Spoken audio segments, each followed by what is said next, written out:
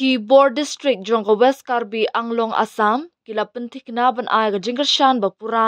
bat banyatroy lang bat ki Bor District ka West Giant Hills ban pentik na nakabenta ka jingperlong ya ka election siya ka JHADC ka bayat ban hagitan kaput jong kini ki R District ka Assam bat ka Meghalaya. Katkum ka jingpen benada ki Bor District na kalyang katanat pulit ka Meghalaya kapentip bakan pelong ya ka jingpit ngor hagi tu ki jaka rung jaka mi hagi benta kaput batun penklan ru ki Bor Pahara na ka benta ka singi tapvon. Nalor kata la penlong ru ya ka jingalang kaput haga kerdan jong ki DC bat SP hapadeng kini ki R District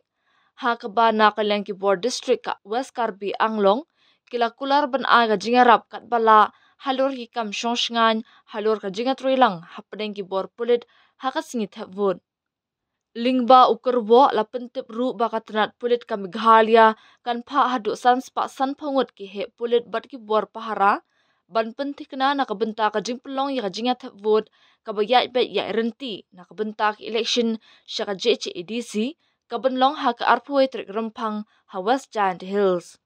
Ha kabaya day berkejaka vote ni polling station bala itu kum ki badan jingma dakat tenat penyai election haringkat ka jinga selok bat ki sector officer bat polin haduk sapu pratali ki polling station hapua ka district lapen hap kum ki badan jingma an pa shu ki Bor Pahara ha ki tu ki polling station ki badan jingma ha ka ba an kan thop lang ru dakat tenat Pahara quick response team ki bandan ha ki jaka ki bakongsan. La pentip ru bakum kila jingada la pentre kami ke senjam kum ka jinglet bo ki tiar siat badan lisen